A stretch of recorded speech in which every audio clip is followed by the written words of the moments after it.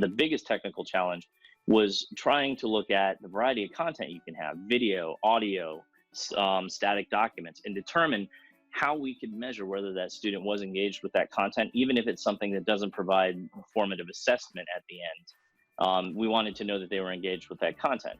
Lee County Schools in Fort Myers, Florida, is successfully leveraging real-time data captured from their digital learning ecosystem to simplify the instructional workflow for their teachers and keep them better informed of student performance and engagement. 20 years ago, I was one of those teachers who was actively seeking out web quests and spending hours and hours and days in a week or two to plan out something utilizing technology for my students to be able to use. The problem was that all of the content is tied to each manufacturer's analytics system.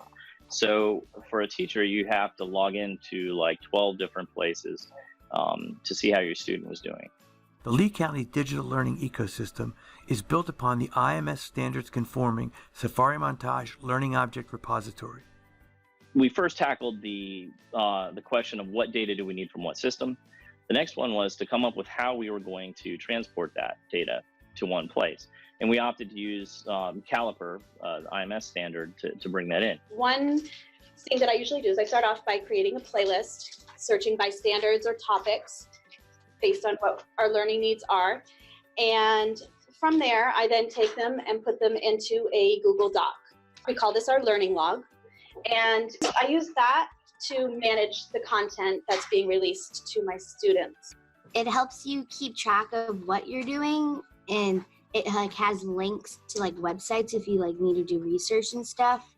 The learning log is where there's a bunch of other there's a bunch of activities and things to do, and then you can do it in any order you want to. When you go into it, it's a bunch of columns of stuff that you need to do. It's listed and very organized. It tells if you could do it independently or with a partner, and it's just really helpful for us.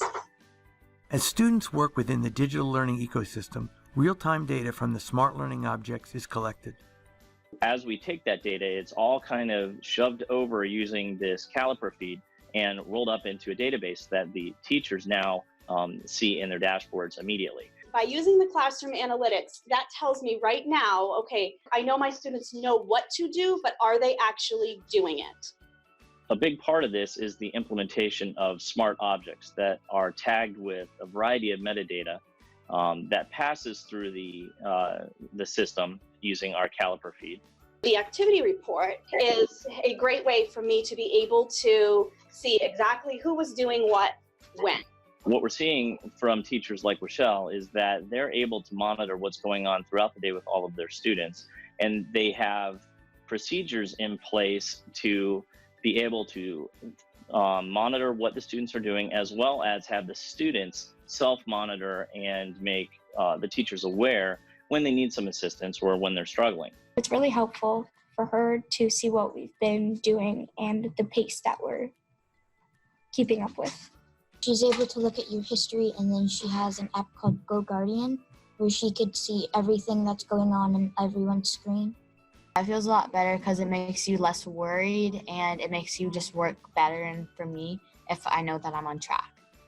We have teachers that perhaps a year ago felt slightly disconnected from their students. Now they're feeling a lot more connected. Our reality today was just unfathomable to me then. This is what I had dreamed of 20 years ago.